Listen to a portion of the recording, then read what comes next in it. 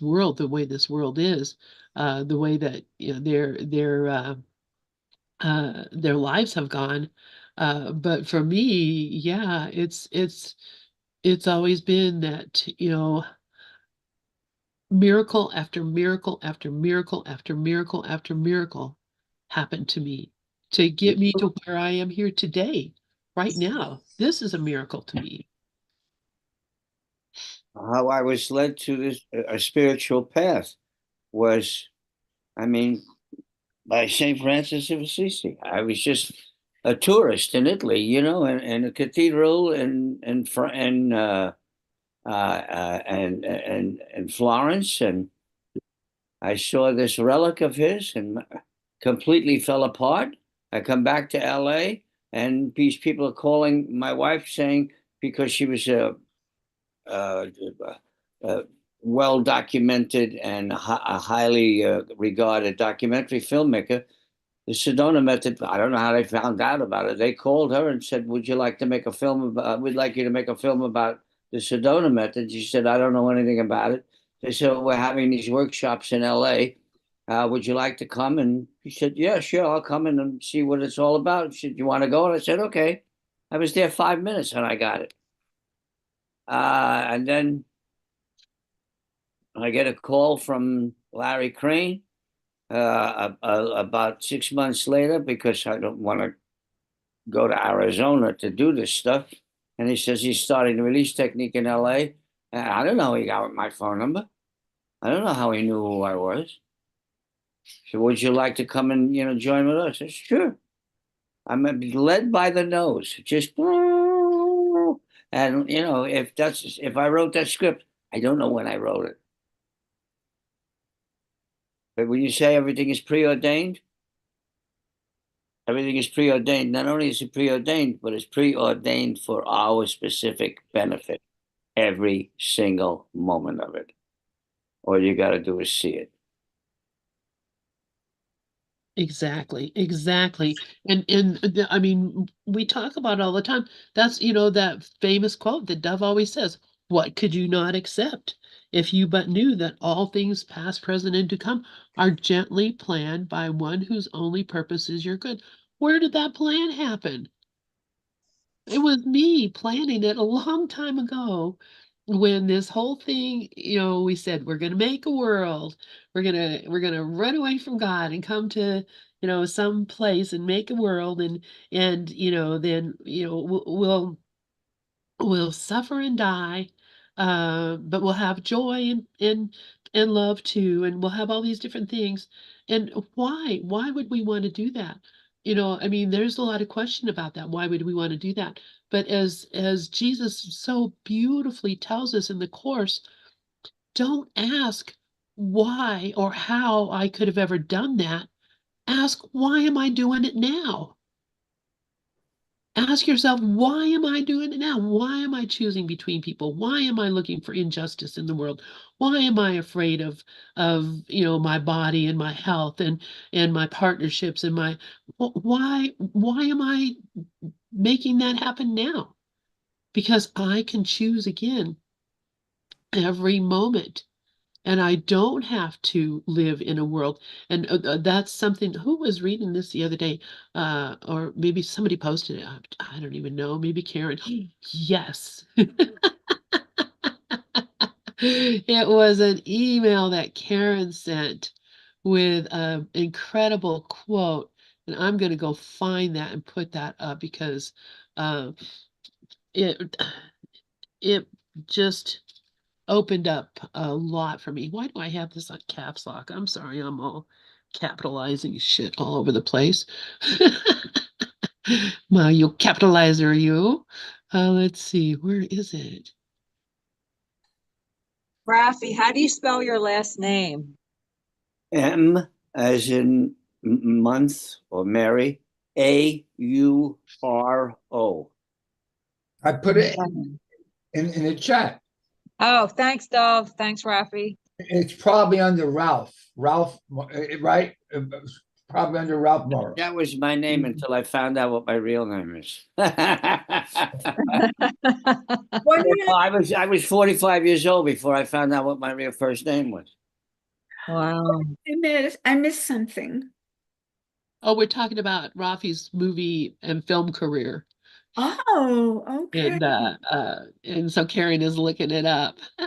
Ah, Let's see, where is Yeah, this? on IMDb, there's about 70% of the stuff that I did. 75%. Yeah, it's pretty amazing. So, yeah. um, but we're not talking about it because it's amazing that Rafi's been in movies and stuff. Lenny Rose was in movies and stuff too, and so was Maureen Muldoon. She was even on Dexter, which I think is pretty funny. Um, What does IMDb stand for? I have no Internet idea. Movie Database. Oh, there Oh, you thank go. you. Thank you. Thanks for asking. I didn't know either. I didn't know either. Oh, I'm big on the IMDb. In fact, just a few years ago, they made it so you had to pay to get most of their stuff, and it really pissed me off. But it's a great resource for finding out about stuff because we watch a lot of movies and uh, really are really into that stuff. So I'm always trying to, who's that actor? I know I saw him somewhere else before.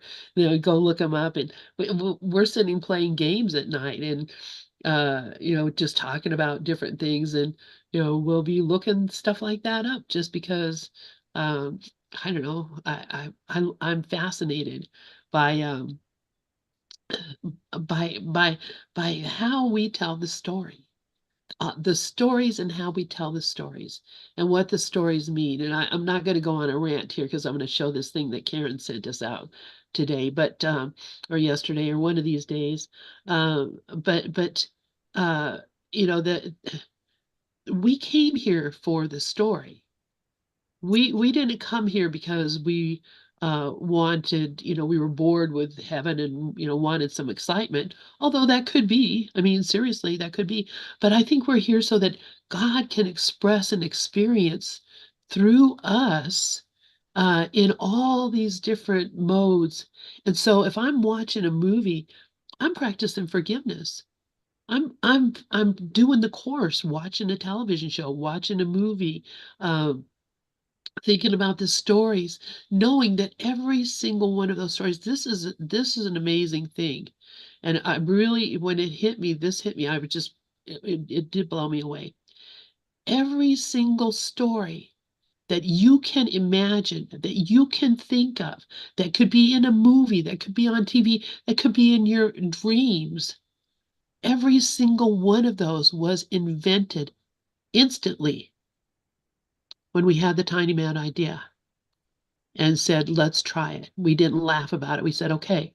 At that instant, everything that ever could be imagined was put out there in the dream. So we don't have a new thought. We don't get a new thought. Oh, what about aliens, or what about the nuclear weapons? Or we don't get new thoughts. Those thoughts are all part of the script. They've been here from the very beginning. So, how we experience and express the story, and the way that the story uh, uh, leads us into the remembrance of God, which is what they're all for, every single one of them. And if we could use every one of them to do that, then it would make, a real reason to be here in this world doing this now, because we are forgiving the dream. Rafi, please go ahead. One of the things about this dream that fascinates me so much is that in the history of the world, going back to caveman time, there has never been anyone exactly like you. And there never will be anyone exactly like you, which means that in this dream, we are all specifically designed to contribute our way to waking up from the dream. But I just every time I even tell that to the students that I read the kindergarten students or the first graders, they get it. There has never been in the history of the world anybody exactly like you, and there never will be either. It's just not going to, and that's not an accident. That's part of the infinite design, that omniscient design. And there are no accidents. It's that way, and it has to be that way for us to reach imperturbability, freedom, self-realization, however you designate that. Exactly, Rafi. And every question must be answered. Every question must be answered. And each and every one of us is like all the billions. Think about it. Okay, imagine the power of the imagination of the Holy Son of God. The power of the imagination of the Holy Son of God to make this, to have all these stories, to have all these ideas, and to be able to work through every single one of them. And that's it. Every question must be answered. We have to work through every single strand of of forgetfulness and remember every single little bit of it. And that's why we keep going on and on and on, because we're just searching for that answer. Brooklyn, please go ahead. Good evening, sweetheart. Namaste, mighty, beautiful, mighty companions. It reminds me of being in a hologram. Everything, you know, you split it and everything is in it. Yeah. And snowflakes, there's no two snowflakes alike. But make a snowball and you put it together. It's all this.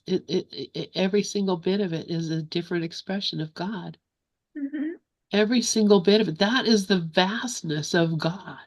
Is that every single bit of it is an expression, and the little mind of Lynn cannot even imagine. I mean, even this much of it. Wow, what a great group. But I finally, really, can't know the infinite. That's true, yes. yeah, A collection of thoughts and feelings can't know the truth of our infinite being. It's not possible. it's But just our not possible. infinite being knows. So this is what Karen sent out. Can you guys, am I sharing this on the screen? No. No? Okay. Oh, there it is. Okay. So Karen sent this out in the email, and I read it and I was like, just, oh my God, this is exactly what, you know, we're talking about, going out into the world, going into the new year, all the things that seem to be happening that seem so fearful. And so really able to cause real trouble.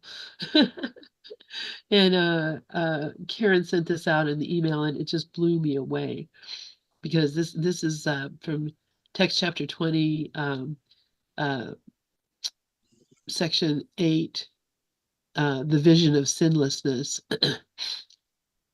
And I don't know, I'm tired of talking. Does anybody want to read this? I'll read it. Thank you.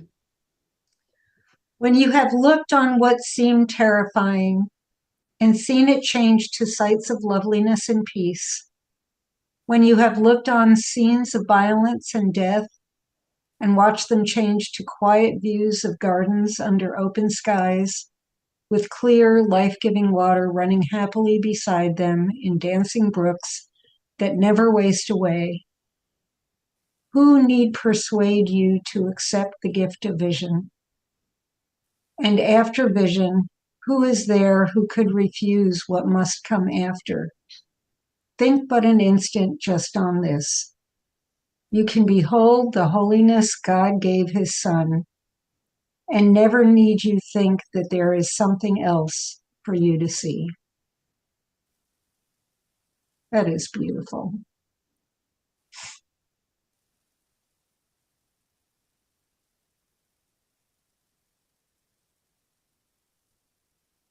just so stunning.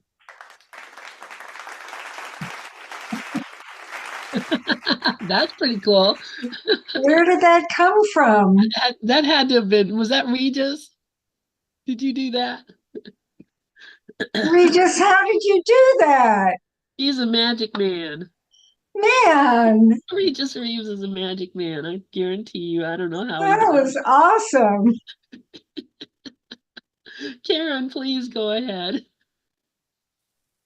That was so cool, Regis. I love this paragraph. And Lynn, what I started to think about was that, the reason I put it up for me is, because, when I overcame my husband's suicide, it was like that. It was like that. And,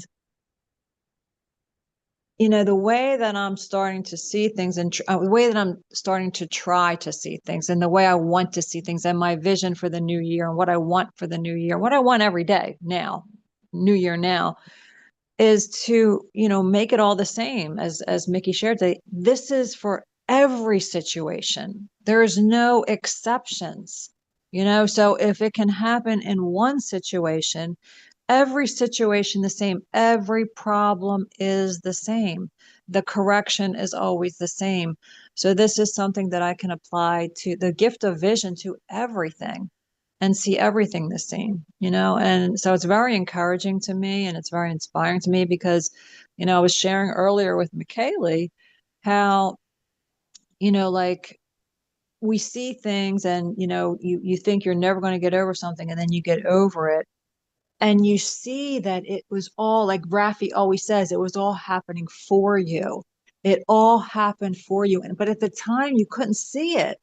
It was just so painful and so horrible and so devastating. And like, I feel like that's what's happening now, and when I'm going through something that seems really, really, I know there's a light at the end of the tunnel. So it's just trusting the process and knowing, that everything really is happening perfectly. And because every situation is the same, every problem is the same. So why should I compare this to anything else? Because it's all the same. Thanks. Thank you, Karen. Yeah, wow, exactly. Exactly. So why do we worry?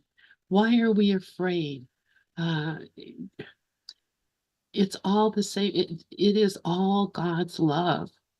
That's all it really is love. And who would be afraid of that?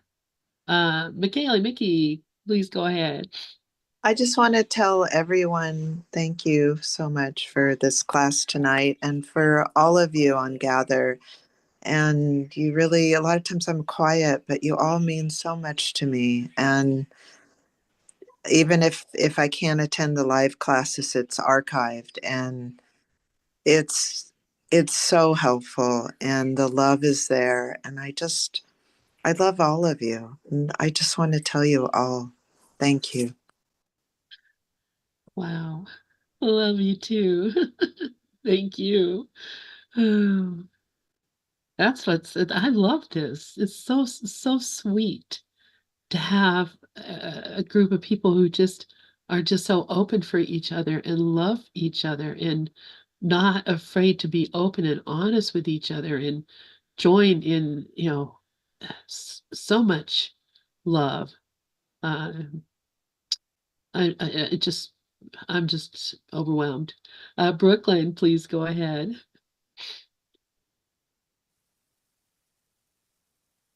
Namaste, mighty companions. How beautiful.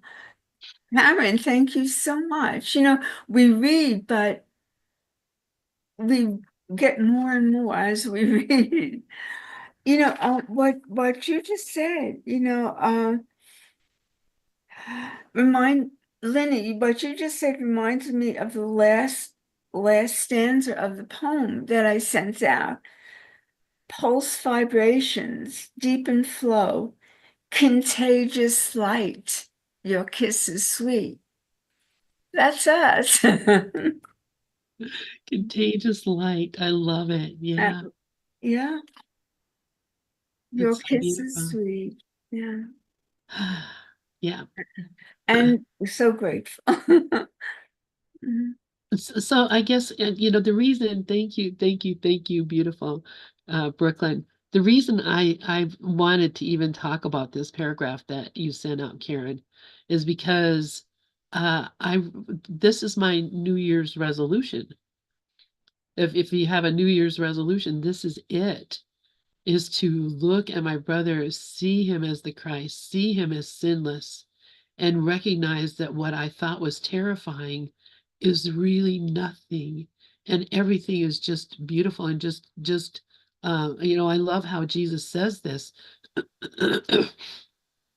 changing it to quiet views of gardens under open skies with clear, life-giving water running happily beside them and dancing brooks that never waste away. Wow, who need persuade you to accept the gift of vision? If you knew that if you just changed the way you saw, that you would see this so beautifully. And Mickey, I wanted to, I was just playing you from last week when you were talking about meeting those young men at the phone store. And I've heard that story because I replayed those things several times. I've heard that story when you first told it, and then a couple times later also. And every time I'm just so blown away. And also, uh, I think we got to watch Mickey with the Holy Instance and driving, because my God, you couldn't even really remember how to drive after that. That's pretty dang good. Anyway, I'll turn the mic over to you. That was pretty amazing. Next time I'll know not to get in the car right away when I'm feeling like that, because that was so funny. Can I share my screen for a second, Lynn? Sure, absolutely. Excellent. Do you have to stop your share for me to share something? If you ever try and it says stop the other one, just say yes, stop the other Okay. one. Yeah. Okay. Share. Karen, I want you to look at this photo. You are that sunflower coming up through the sidewalk. I believe in you. I believe in your courage and your strength and your ability to get through this challenge, just like that sunflower came up through the sidewalk. So there you have it. And I'll email that to anyone who wants it. I love this photo. I just saw it today on Facebook and I had to download it because look at that. Look at what a plant can do. Thank you. Oh Oh my man, God, Regis, you're such a hoot. you guys are hilarious. Yeah, and the thing that's cool about that picture, Mickey, is somebody let that grow there. True, They would have true. cut it down. They let that grow there. So it could have been squished Yep, you're because right. somebody else saw and said that's a miracle. Yeah, yeah. I mean, I love seeing that. I love seeing any plant growing up through a crack in the sidewalk. It just shows you the power. We think of plants as these delicate things, but it shows you the power of will that is God. That's the will of God right there for that flower to grow and thrive. Just it moves me immensely. Yeah, So that is Of a beautiful. mustard seed. it's like the mustard seed. Yep, it is. Awesome. So I will make a note to send that. Send. All right. So I'm going to go find our reading for tonight. We are we're on the last section of prayer in the Song of Prayer. And so we haven't started with the We just finished the last section, so, or the section before this. So this is section 4, the latter ends. So we've been talking, just kind of a little run through about the ladder of prayer where we start where we're praying, for ourselves and for our health and the things that we want in the world. And then we move up a little bit on the ladder and we start praying for something that is more universal and can be uh, helpful to everyone. And then we move up again, and then we move to a place where our prayer is only thy will be done. And so there's the as we move up the ladder of prayer, and we can all see, whenever we're asking, and every moment is a prayer. Every day, every moment, everything we're doing is a prayer. I'm either praying for, you know, joy and peace, or I'm praying for, find my car keys, or I'm praying for something to eat because I'm hungry, or, I'm praying all the time.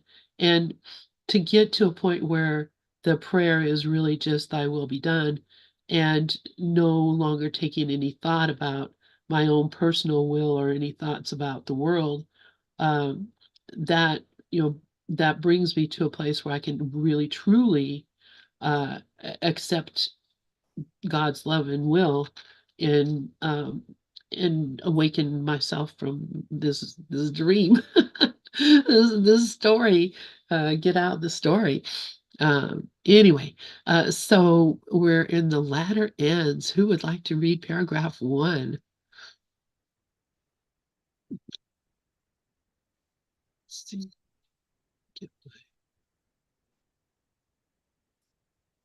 I'll take it. I knew you would. Go ahead. Prayer is a way to true humility. And here again, it rises slowly up and grows in strength and love and holiness.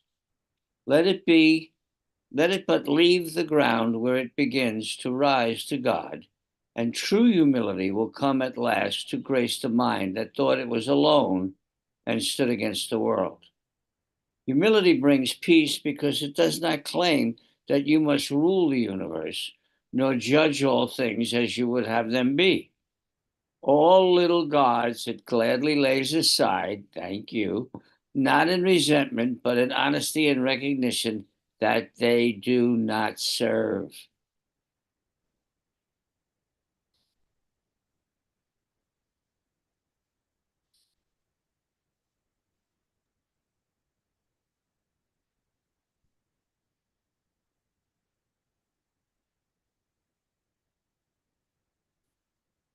Brooklyn. I love it. Purification, let go of things that don't serve.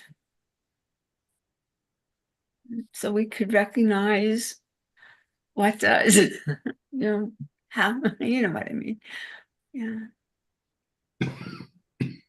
Thank you. Yeah, well, and this is, what is this humility? It's one of the characteristics of a teacher of God. What is this humility? It's honesty. It's saying, "Thy will be done." That's it. Just saying, "Thy will be done," and then it doesn't matter. I don't care. I don't care. I don't care. I will go wherever he wants. I will do whatever he asks. I will love whatever he gives me. I will join with whomever comes along. I will lay all the other little gods aside. All of my needs and wants and desires. I'll lay all that aside, not in resentment, but in honesty and recognition that they have no meaning. Nothing I see here means anything. It really is coming to the place where that's my experience in the world. Not my hope and dream, but really an experience. It is meaningless. And whatever happens, I don't care. However it goes on, I don't care.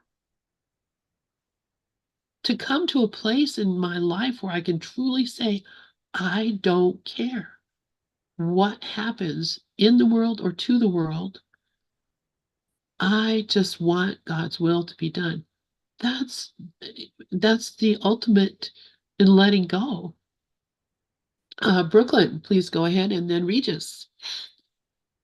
I rest in God. Amen. Yeah, what a relief. Exactly. Regis, go ahead.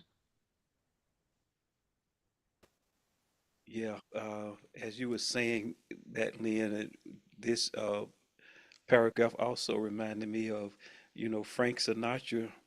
He trained us well. I did it my way. But but once you move into this true humility, it's really just a space of a knowing and an understanding that I things don't have to go my way. Things don't have to go the way I think I wanted it to go, or the way I think it should go. To just be able to uh, rest in that and have so much peace in that. That to me, that's what the humility is saying. I just thought about Frank when he, you know, this world is hyped up on, I got to do it my way. I got to have it my way. I got to have my voice. I got to have my say, you know. But then you move as this prayer moves you on up the ladder, and you get to that space to where, uh, like you say, thy will be done.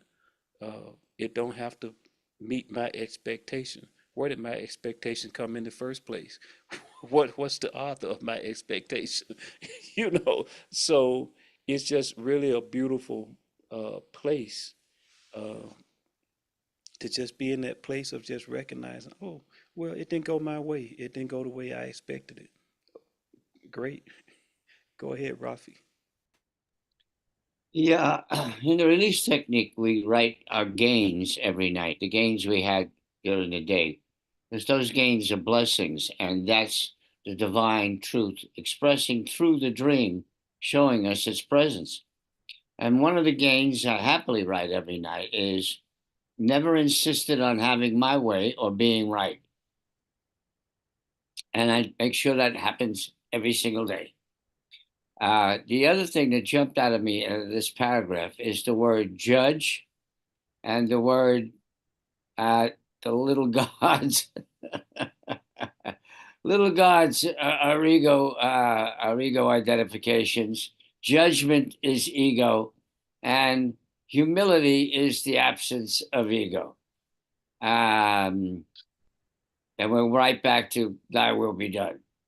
Not my way, but thy will, not my way, but the Father that worked through me. So that's all I wanted to share. Thank you. Thank you, Rafi. And yes, absolutely. So clear. Thank you, thank you, thank you. Uh, does anybody else? Oh, Karen, please go ahead. Thank you, Regis. Thank you, Rafi. I just love what you both shared, and what Regis shared about, you know, not having things, they don't have to be my way, and my expectations don't need to be met. And what Rafi said about, I love how he correlated my way with being right. Like I have to be right. My way is the right way. And what most of all I related to was the humility is the absence of the ego. And that's what I think of, because humility in the course is pretty much the opposite of arrogance, because the ego is arrogance. The ego prays to these little gods. The ego wants things. The ego wants, as Dove always reminds us, more, is never satisfied, is never grateful. And this is teaching us true humility, and it's a slow process. It's like, and here again, it arises slowly, and then it grows in strength and holiness and love. Because I mean, at first I didn't know how to pray, right? I didn't know. I used to pray for things all the time. I didn't know any other way, so it's a slow process to learn how to pray with true humility. And the sentence that really jumped out at me was sentence 4, where he says, humility brings peace because it does not claim that you must rule the universe, nor judge all things as you would have them be. Just like what Regis said, like, I don't have to have it my way. It doesn't have to be the way I think it should be, and that's where all my pain sets in. When I think it has to be a certain way. And all it does is cause pain. All it does is cause frustration and pain. So why would I want that? I mean, and just being able to, yes, worry strangles spirit. Thank you, Dove. I don't need to worry about anything. I am learning that this is the secret of salvation. I am doing this to myself, so I might as well, be happy. Thank you. Yeah, thank you so much, Karen. I might as well just be happy. And think we have a choice. That's the thing that makes me the happiest, is knowing that I'm the one who's choosing. If I'm going to be unhappy, I'm the one who's saying, I don't like what's happening. I want things to be this way. It's just craziness. It's just craziness when the choice you can have is, I'm just going to lay all this aside and just be happy. I love it. Anybody else have anything on this paragraph? Yeah, I love also that really jumped out at me, uh, how the Holy Spirit dropped in this little nugget. Um, I can't even see the sentence number, but it's anyway, all gods, all little gods, it gladly lays aside. And I love this next 3 words, not in resentment. That is, to me, is so powerful. Sometimes we say, well, I'm letting things go, but then we waiting on the hammer to fall on somebody's head. you know, but it's like, or we like, okay, well, have it your way, but it's gonna all come tumbling down. Just watch and see, so, but it's like these things, it's laid aside with no resentment, with no resentment. Is I because it's, and then this, as the next part of the sentence says, uh, in but in honest and recognition that they do not serve. See, all of this, who I think I am, and all of my judgments, and all of how what I'm holding on to, uh, it's a realization that this no longer serves. It could be with a spouse. Oh, my wife.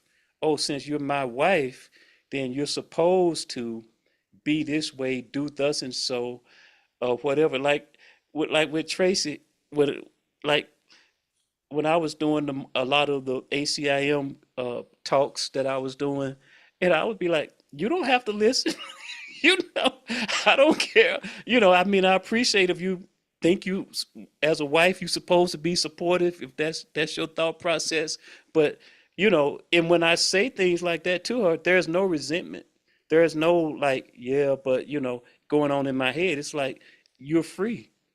As Jacob Glass like to say, free all the hostages, you know. And so it's no resentment. It's just, I realize that this role, this special relationship that I'm trying to fit you into, with all these shouldas and oughtas and whatever, that you are free from that, and there's no resentment. This is not reverse psychology. This is not a trick, you know, but you have truly laid all of these gods down in, uh, as the song says, seeking words of wisdom, let it be, let it be. Thanks. Thank you for that, Regis. Yeah. Let release the hostages. I love that. Oh my God. Yeah, that's this year for me. And release the freaking hostages. We are not holding anything against anyone. That's just, God, what a joyful thing that is. because then I don't have to worry. I don't have to be the guard in the prison all the time. I could just be out here having a good time. Karen, go ahead. Oh, there's two things that come to my mind. The first thing is that the Course says somewhere that God holds nothing against anyone. Anyone. So, we are all the same. I love what Regis shared, and he did say something about, and laughing, he said, yeah, I'm waiting for the axe to fall on you or the hammer to fall on you or something like that. And, the Course tells us straight up, every time you feel a stab of anger, you're holding a sword above your own head. So why the heck would I want to even think about being angry at my brother or judging my brother or holding resentment against my brother when I am doing this to myself? That is what is so freeing and oh my God, I mean, everything we just shared is what he wants for himself. That's what whatever we put out there is what we get back. So, the more we're either extending love or we're projecting guilt and fear, so why not just extend love? And I find that, in all my relationships, I see it. That's how thought creates form. If I'm holding anger, I'm holding resentment, it comes out in form, and it's not pretty. It is not pretty.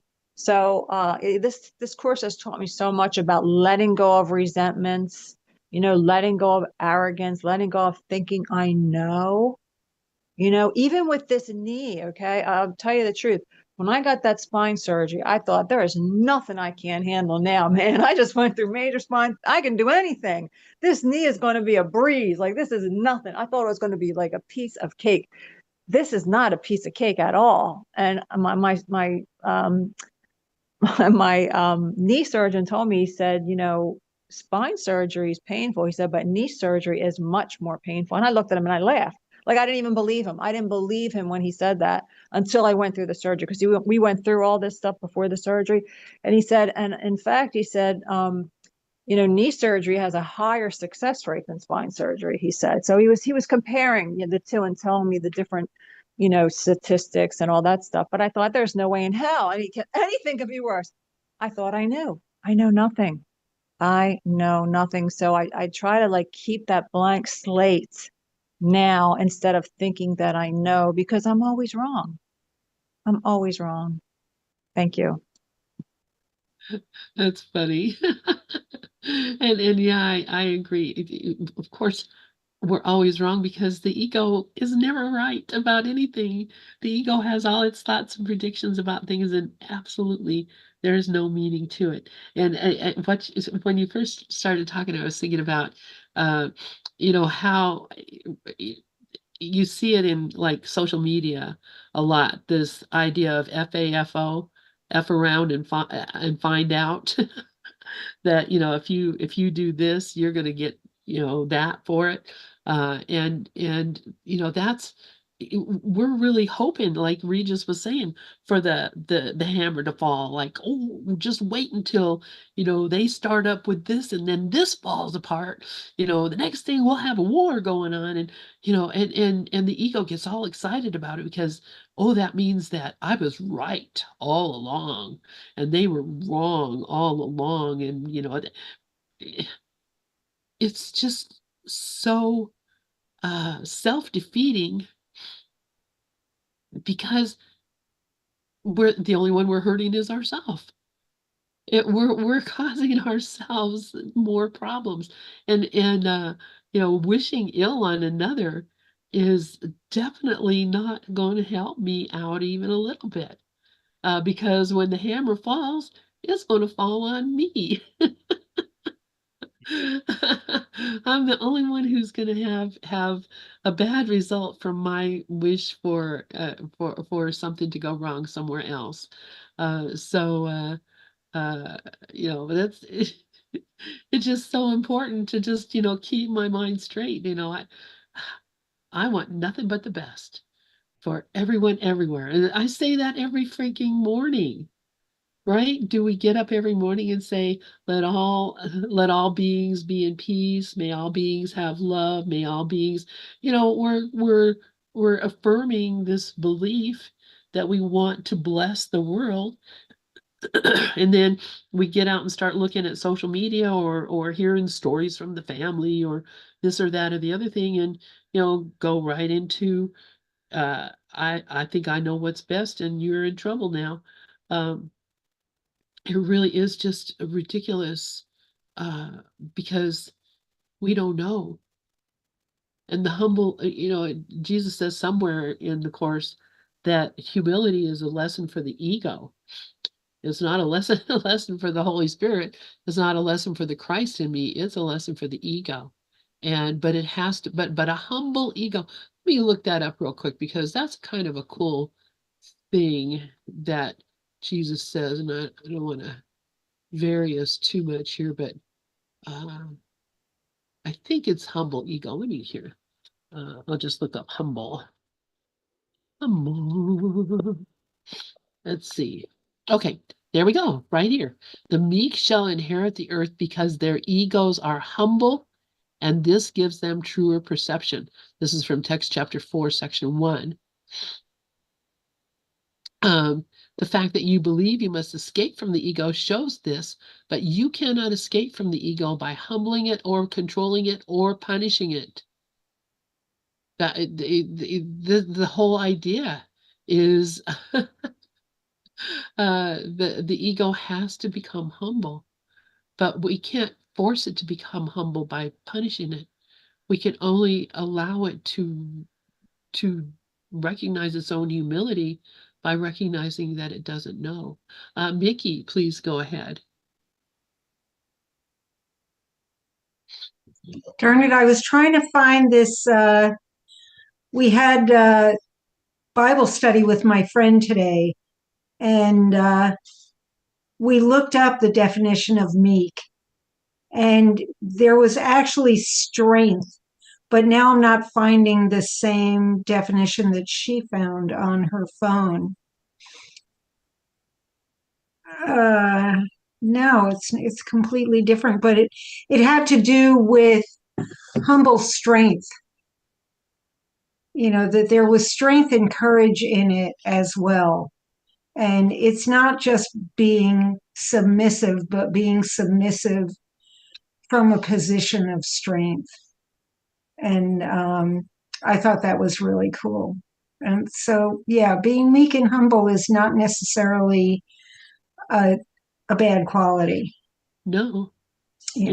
And in fact, I at one time someone at work said that I was meek and subversive.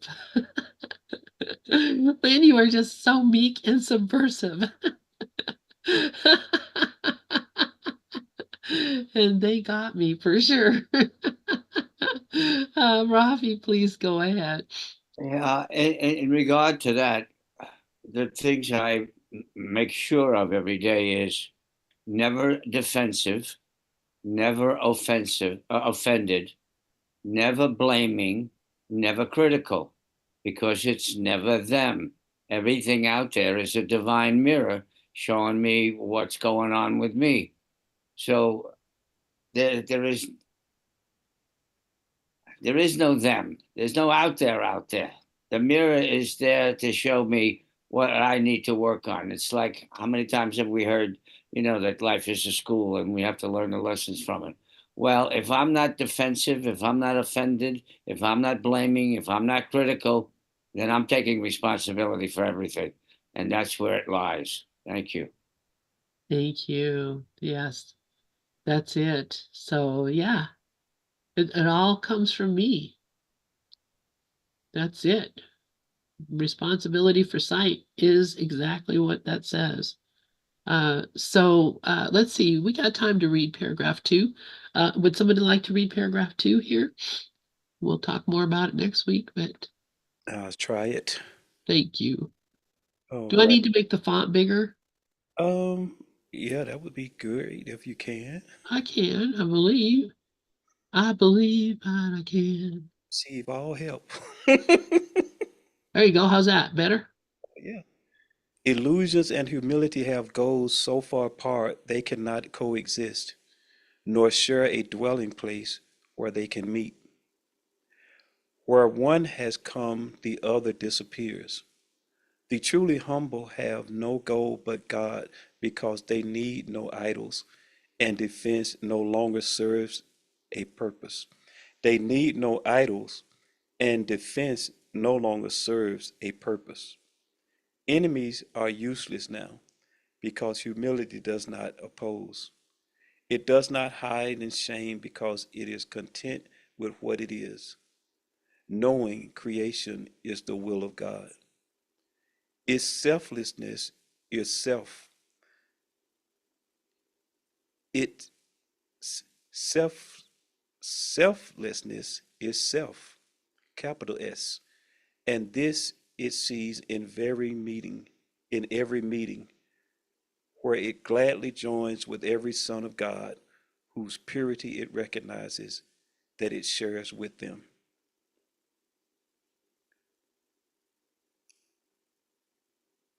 And we, Lynn, you was talking before, and you remind me, we end up in a lot of deep conversations around this house because a lot of words are spoken from time to time.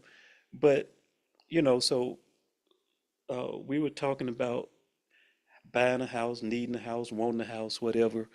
And as Tracy was looking at the money she think we have or don't have, gets into this rant about the housing market and interest rates and everything is too this, too high, too this, too that, and you know, it's gonna crash and it needs to crash and it's gonna crash. And I'm like, so I'm like, I said one day, I say, so because you think you want a house and you think you can't afford it, you would love to see the housing market crash just so you can buy a house. I said, so we know real estate agents, we know people whose life is full-time real estate. So I said, you would like to see them go broke and everything fall from and the whole world crumbles around them just so you can buy a house. I'm like, is that really where we going? Is that really who we are? So you think about this thing of my way and this thing of humility and wanting to be right.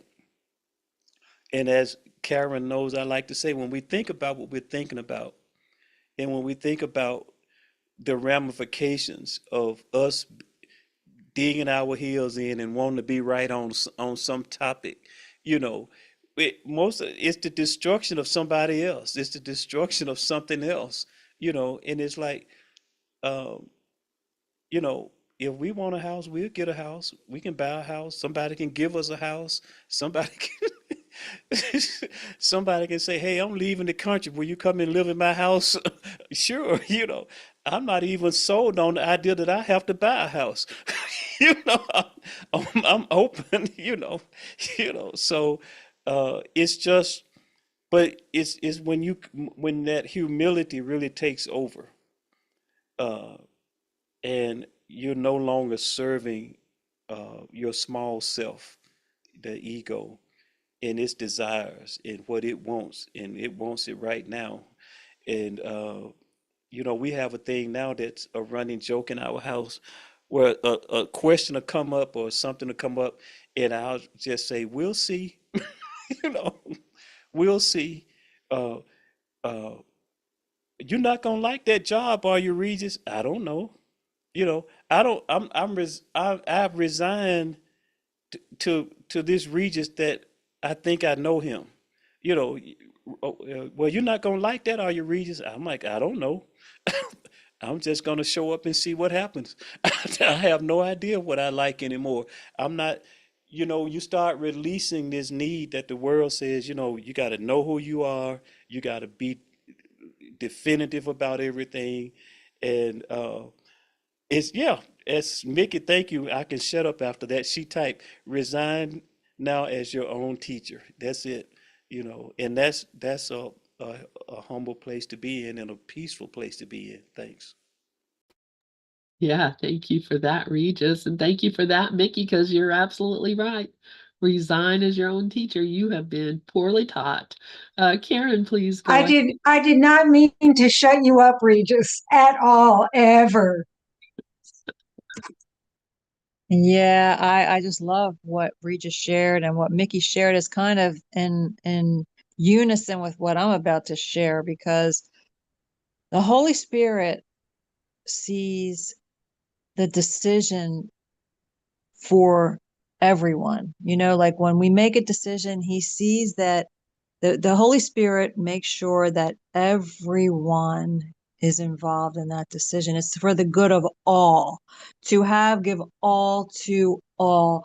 And the ego does not think like that. The ego says, give all to me. What's best for me? And I think I know my own best interest, but I don't. I have no idea. But when I make a decision, do I ever think about what's good for all? Like, do I ever think about what's good for the all? How everyone would benefit? Would everyone benefit from this?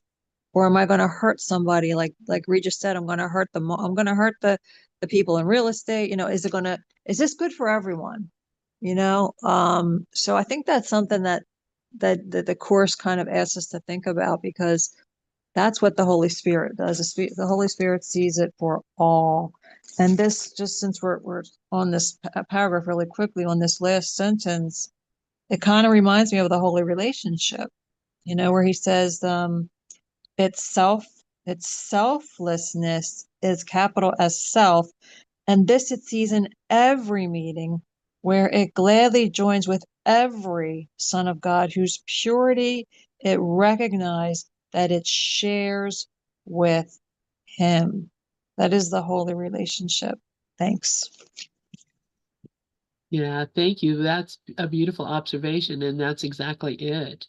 And we can't be going around making our decisions on what we're going to do in life based on what we think the impact is going to be on somebody else. We just have to trust the Holy Spirit knows what's going on, and listen, just listen, and do what comes to us to do. And there's no reason to fear that we're going to make the wrong decision, because you can't. If you're giving up your will to God to do whatever He wants you to do whenever He wants you to do it, you're going to do the best thing for everybody, and everybody's going to profit from it, because we're one. We're not separate beings. Brooklyn, go ahead, please. Oh my God, I love us so much. I have I'd like to read what I read before and change a word. Okay. Let me read it as I read it before, then I'll read it so you'll see what word I should. Okay, pulse vibrations, deep and flow, contagious light, your kiss is sweet. I'm changing it to pulse vibrations, deep and flow, contagious light, our kiss is sweet. Uh, Beautiful. Thank you. Thank you. Thank you. All right, you guys, our time is up tonight. I'm just so grateful for all of you being here with us. And come in tomorrow. We got, Festive Friday, and we'll be having some fun during the day anyway, not evening, but I'm grateful for all of you, and I'm going to share the screen so we can all see each other. And Happy New Year to all. I love you all. Love us. Love us. Love us. Big Yep. hugs, big hugs. Big hugs for all of us.